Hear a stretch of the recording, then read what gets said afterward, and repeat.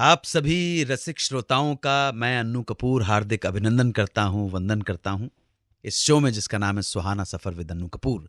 और साथ साथ स्टूडियो में मौजूद जो लोग हैं उनका भी मैं स्वागत करता हूं। Thank you very much. बहुत कम लोगों के पास इस तरह का हौसला होता है कि अपनी गलतियों को उजागर कर सके, लेकिन हम ऑथेंटिक बात करने वाले लोग हैं। हमने हमेशा क्लेम किया है कि अगर सही इंफॉर्मेशन, ऑथेंटिक और जेन्युइन इंफॉर्मेशन आपको चाहिए तो आप सुनते रहें सुहाना सफर विद अन्नू कपूर।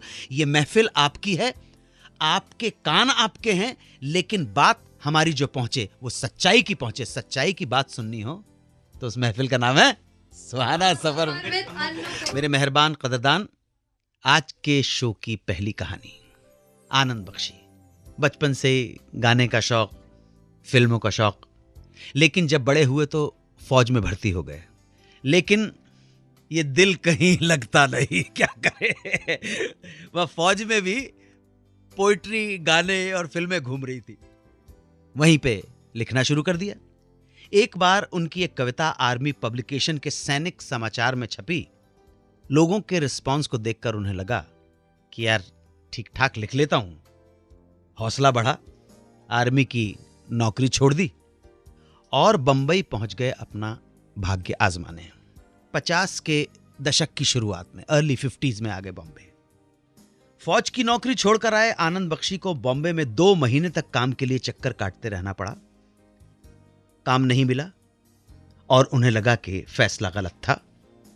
वापस लौटने की सोचने लगे और यह भी सोचा कि कसम लेते हैं कि बंबई अब वापस नहीं आएंगे, चलो बख्शी घर चलें। घर पहुंचे बंबई छोड़कर। एक बार फिर से फौज की नौकरी ज्वाइन कर ली। घर वालों ने कहा एक बार धक्के खा चुके हैं, तब बंबई हुआ करता था ना, बंबई या बॉम्बे, मुंबई नहीं हुआ था।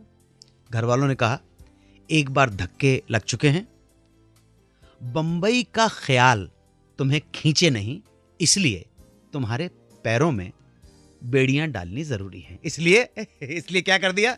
शादी कर दी। शादी कर दी। समय बीत गया, बच्चे हो गए। 4-5 साल तक तो कुछ नहीं हुआ। उसके बाद फिर शौक जोर कीड़ा काटने लगा, जैसे आजकल की भाषा में बोलते ना। और एक बार फिर जो फितूर आया, कसम तोड़ दी, परिवार को छोड़कर 1956 में फिर लौट आए बॉम्बे। इस बार वो दादर के गेस्ट हाउस में रहने लगे। इस बार पहले से कुछ ज्यादा समय संघर्ष किया। 5-6 महीने बीत गए, कोई काम नहीं मिला। हिम्मत ने जवाब दे दिया। लेकिन इस बार हालात बहुत खराब हो गए थे। इतने खराब हो गए थे कि रिटर्न टिकट के पैसे भी नहीं थे। अब क्या करें, कुछ समझ में नहीं आया। किसका सहारा, कौन दोस्त? ऐसे वक्त में याद आई लोकल ट्रेन के एक टिकट चेकर चित्रमल स्वरूप की। चित्रमल स्वरूप से आनंद बख्शी की मुलाकात उनके स्ट्रगल के वक्त में लोकल ट्रेन से आने जाने के दौरान हो गई थी। आनंद बख्शी फौरन पहुंच गए नेकी के उस देवता के पास और बोले, चित्रमल जी, मुझे वापस घर लौटना है दिल्ली, मुझे टिकट लेकर दे सकते हो?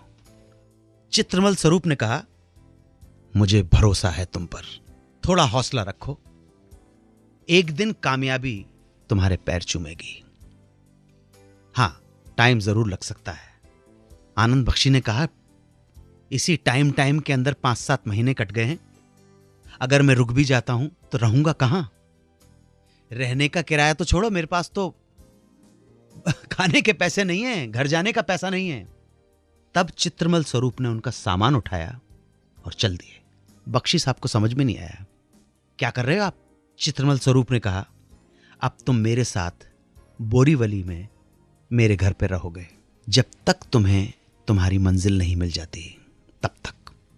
आप यकीन नहीं करेंगे, उसके बाद आनंद बख्शी चित्रमल स्वरूप टिकट चेकर के घर अगले 6 सालों तक रहे, फ्री। बल्कि उनके खाने पीने और खर्चे का भी सारा भार संभाल लिया नेकी के इस देवता चित्रमल स्वरूप ने। चित्रमल ही वो इंसान है जिसकी वजह से आनंद बख्शी बॉम्बे में टिके रहे, स्ट्रगल किया और एक दिन बन गए ग्रेट गीतकार आनंद बख्शी। एक अनुरोध है, गौर से एक सूचना है, सुन लीजिए। अगर चित्रमल स्वरूप जी के परिवार वाले, रिश्तेदार, कोई दोस्त यार या स्वयं चित्रमल स्वरूप जी हमारे इस शो को सुन रहे हैं तो मैं उनसे अनुरोध करूंगा कि वो हमें फोन करें। हमें बहुत खुशी होगी आपसे बात करके और हम बहुत कुछ और जानना चाहेंगे, बहुत कुछ सीखना चाहेंगे। और आप जैसे लोगों का, आप जैसे दोस्तों का कलयुग के जमाने में संदेशा पहुंचना चाहिए कि कलयुग में भी चित्रमल स्वरूप जैसे दोस्त हैं। 92.7 बिग FM पर सुनते रहिए रेडियो का number 1 show Suhana suffer with Anu Kapoor.